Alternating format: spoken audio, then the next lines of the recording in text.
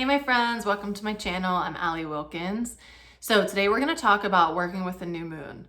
The new moon's energy is very different from the full moon, and if you want to work with the energy in the most effective way, I'm going to share a couple of things and concepts for you to sit with. So just step one, if you're like, why would I even work with the moon anyways?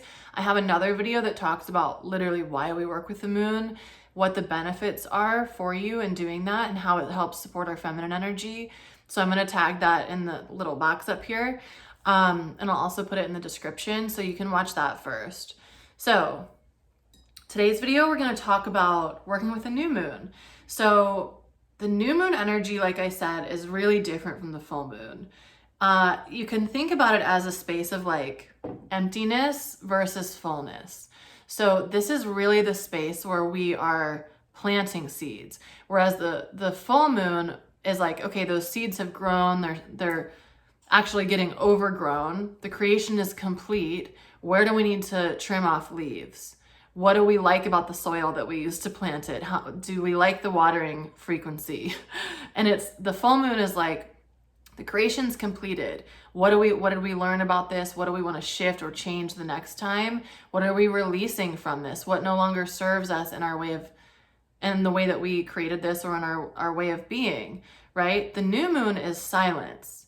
It's space. It's nothingness. It's the void. So literally, if you look in the sky, you won't see a moon. It's the dark moon. There's no moon. There is a moon in the sky, but you can't see it. So this is the dark phase of the moon. And that will also be mirrored internally. So you're probably going to be feeling a lot more space in your consciousness, a lot more stillness. You might want to rest more.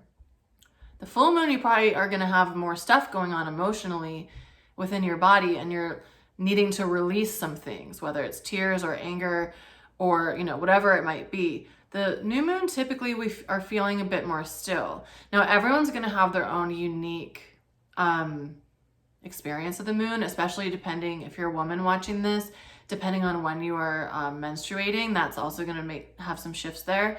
But overall, the dark moon is really about honoring the void, allowing that space of stillness and peace in your life without there needing to be judgment around it or fear around it, especially. And this is also very much related. I mean, it literally is the same cycle. Our feminine energy, we move through many different cycles, just like the moon cycle, just like our menstrual cycle, just like the seasonal cycles. And in our lifetime, we just experience it's a little bit longer than the moon cycle. So, for example, the new moon energy, that dark moon, only lasts for about 3 or 4 days.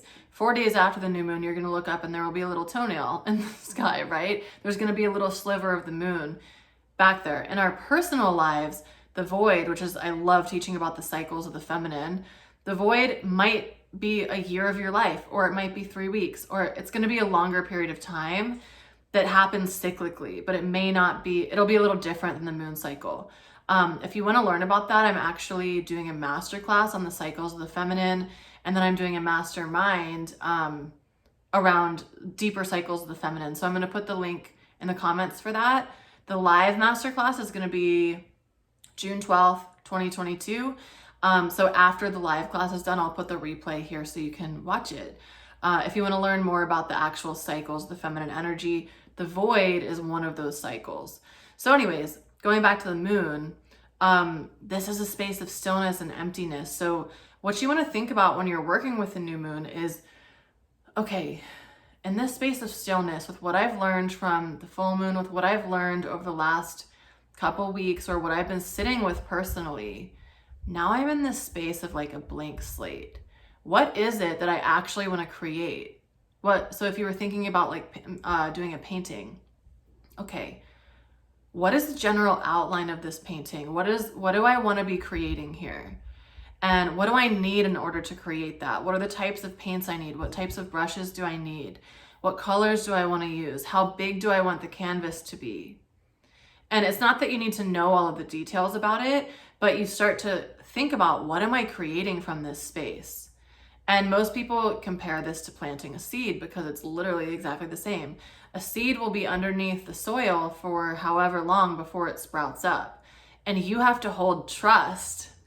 You have to hold faith that that seedling is going to pop out in the right timing, right? But you can't see what's going on. So it's a really awesome way for us to start to sit with surrender, trust, faith, but mostly not being in control, letting go of control and trusting the process. So it's a really powerful way that we can do that. So with your creation, what is your intention with it? So you could say, I want to create a painting. Cool. What do you want the painting to feel like? And so what I love to do with the new moon, and I have my own little process of doing this, where first I think about my base intention. So it's like, I want to create a painting. And then I ask myself a series of questions that help me go deeper, because there's actually more depth than just, I want to create a painting. So I think about, I ask myself a few different questions that help me get to a deeper response there. And you can do this in many different ways. I have a free moon ceremony that I offer. I used to charge for this. It's a series of journal prompts and questions and tools that you can use for the moon. And it's totally free, so you can download it at my website. I'll put that in the link below too. And I use this ceremony literally every moon cycle, and I've used it for like 3 years now. So it helps you get deeper in those intentions so that you can actually manifest truly more of what you want. So the intention might start with, I want to create a painting. I want a new painting for my room. Okay. How do I want this painting to feel? What do I want? Like, what is the intention of when I look in my room at this painting? How do I want it to make me feel? How do I want to be inspired by it? What do I want it to bring out in me? And thinking about all the different aspects. And then maybe you get to a space where it's like, I want to create a painting that reminds me of my true nature as a goddess, that reminds me of my wholeness, that reminds me of my natural gifts and skills, and that I'm whole and complete. That's totally different than I want to paint something, right? Or I want to paint and have fun and have no attachment to it. So in a more realistic example, we might say, okay, I am setting the intention to call in $500 this week. Or I'm setting the intention to call in $500. You can also drill that down, because the universe needs specificity. Because $500, I mean, if the universe really wanted to play a joke on you, someone could give you like $500 of Monopoly money. Or someone, like, how do you want to receive that $500? Do you want it to be in a tax refund? Do you want it to be in coupons or gift cards? Do you want it to be in cash that someone gives you unexpectedly? Do you want it to be in a check? Do you want it to come in over a year? Like, how do you want that money to be received? So there's a little fine line with this, because it's like, you want to trust that the universe can deliver something to you in the best way. However, you also want to be specific in what you want, right? So like if you're going to a restaurant and you're like, it's like a world-renowned chef, and you're like, I'll just have whatever the chef thinks is the best. Well, what if you don't like tuna and he makes you tuna? So you could say, okay, I would love to have this like vegan Buddha bowl. I've heard that's really good at this restaurant. What does the chef recommend with that, right? Like getting more specific about what it is you actually want, but trusting the little bells on top, the cherry on top, or whatever the phrase is, that the universe knows way better than you. So one thing that I love to do when I'm manifesting or co-creating with the universe, is what I prefer to say now, is I'm like, or whatever is of the highest good. And so that also requires that you trust that your ego self may not know what's actually best. So if you're saying, here's a really easy example with that. I am desiring for my partner to propose soon. And the universe is like, you actually don't know that there's this other person, that this relationship really isn't actually the fit that you think it is right now, because you've been dating for a month and you're in honeymoon phase. And there's actually this person who lives over here that you're going to meet in a year that is exactly everything you've been asking for in all of your other new moon rituals. And you actually don't know that that's actually the fit that you're looking for because you are only seeing this person right now. And so if you say, or whatever is of the highest good, that proposal is not going to come through, but you're not going to be like, oh, the universe, working with the universe doesn't even work and this is all stupid. And because you trust there's something else of the highest good, right? That goes for anything. So with the $500, maybe there's something else. Like the universe is like, really? That's all you're going to ask for? We can give you anything. Like there's no limit to what you can ask for, and that's what you're going to ask for. So anyways, that's kind of, there's not too much to say about the new moon other than working with this energy is working in the void. It's a blank slate. It's complete darkness. What is the story that you want to create here? What is the picture that you want to paint? What is it that you want to plant the seeds for? And I like to plant a lot of seeds. So there is something to like, okay, I only have a few things that I'm really focused on, right? Like we all know the phrase, like you can only juggle so many balls, otherwise you're going to drop some. But I really like to plant so many seeds because I don't want to be in the space where I'm like helicopter mom over one of the seeds. Like, when are you going to grow? Are you going to come out yet? I looked at you yesterday. Why aren't you growing? What's wrong with you, right? And then it just like cowers and never pops out. If you have like a million seeds planted, every time you go out to look at your pots, there's gonna be stuff sprouting all over the place. And there's gonna be some that are like full grown trees. There's gonna be some that are little seedlings. There's gonna be some that are just starting to bear fruit. There's gonna be some that are full of fruit and there's fruit falling off, right? And that allows you to not be really attached to how fast these seeds are growing because you have so many of them growing. So that's kind of just some of the things that I enjoy doing on the new moon. I also try to stay relatively, let me just pause and say this. The moon energy I'm really sensitive to, and I want to use any sort of momentum that I can for my energetic growth, expansion, all of that. So I always do a ceremony for the different moon cycles. 95% of the time I will.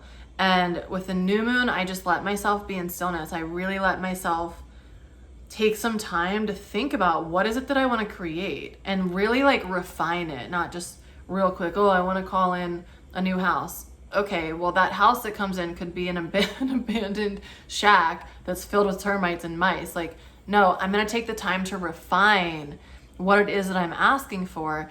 And then also every new moon cycle, you can continue refining that. You can say like, okay, I want to call in this house, but I'm actually going to pour some different fertilizer on the soil because I actually want it to have like this sort of design or this sort of style, or I want it to be on this many acres, or I want it to have this sort of feature and I want to add that in. So I'm going to put this extra little, you know what I'm saying? You can keep refining these intentions, and then before you know it, you have a whole like field of intentions, and it's like, wow, look at my field, there's so many things growing. The last thing that I'll say is like, if you are watching over these manifestations, especially if it's related to like partnership or something, because there's only so many seeds you can plant with that.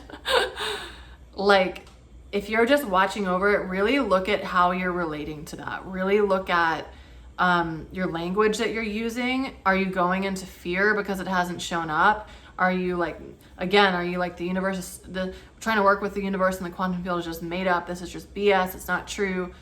That's going to make your seed just disappear and there's not even anything. And you're like, are you growing? It's like, you killed it. You have to water it with love and faith and trust and surrender. That's the only way that it's going to grow. So just kind of check in. How am I being towards the things that haven't grown yet, or that maybe haven't bared fruit yet, that I'm like waiting for the fruit to grow? How am I relating to that? How am I talking about it? How am I seeing it? Am I seeing it as not happening?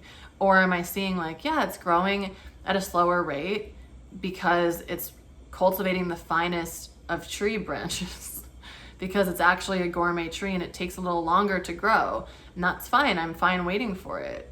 Thank you for creating the most delicious, amazing fruit that there is on the planet, right? Well, how are you relating to it? Because that's all sending energy out into the universe. because the universe, and I talk about this so much in my book, is responding to our beingness. The universe is responding to how we're showing up to something. So if you're like, you know what, I just don't even want that money anyways because it's not going to come, so I'm just going to cancel that. The universe is like, okay. Or if you're like, oh, money never shows up for me, so it was stupid for me to even ask. The universe is like, okay. But if you keep holding that energy of like, money loves me, money just like comes to me in the most amazing, surprising ways. It always shows up for me in these unexpected ways. Money loves to support me. It loves to provide for me. It loves to take care of me. It loves to spoil me. Like, you can see these things come really easily to me because I say this stuff to myself all the time on a daily basis. So holding that energy regardless of what your intention is sprouting, because you might have a tree that the little seed is a huge tree, and in 10 years you don't see a leaf for 10 years, and then at the 10-year mark it's actually a huge oak tree and it's bearing all this fruit, even though oak trees I don't think bear fruit, but you know what I'm saying? So hold the energy of what your intention is however long you need to, and then you can approach how you need to refine it as needed. So yeah, that's kind of it for the new moon. If you want to download the moon ceremony PDF, it's like 15 pages or something, and what I do is I save it on my computer and I pull it up, and I have a separate journal for my moon ceremonies, and I just write stuff down so I don't have to print it out every week or every 2 weeks. And then it's really cool because you can look in your notebook. I talk about this like a million times, so if you've heard me say this, sorry. You can look in your journal throughout the year and see what you were calling forward, what you were releasing, what you were calling forward, what you were releasing throughout the whole year. And it is so cool because it gives you this totally new insight in seeing how you expand on a bi-weekly basis. Because a lot of times we have like I have like a million journals, or journals for different people I'm working with or different courses I'm in. The moon thing allows you to see what's going on with you over a year period, or however long it takes you to fill up that journal. So it's really cool. I really recommend it, especially for women. I mean for everyone, but women are especially connected to the moon because we have more feminine energy. So it's going to help you just really attune to the cycles of the earth. And then again, the masterclass I'm doing is June 12th. It's free. It's about the 3 main cycles of the feminine. And then the mastermind I'm doing is a 6-month experience that starts July 1st, 2022. And it's about attuning to 6 cycles of the feminine. There are many cycles, but these are the 6. Once we go from the 3 and drill down a little more, these are the 6 main cycles. So, and then if you're watching this at a later date, the masterclass replay will be there for you. So anyways, thank you guys for watching. Please share this or like or comment if you enjoyed it. I'd love to hear what you guys do during the new moon as well, if there's something special that you like to do that I didn't mention here, so that other people can get inspired too. So anyways, I hope you have a beautiful new moon, and I'll talk to you later. Bye.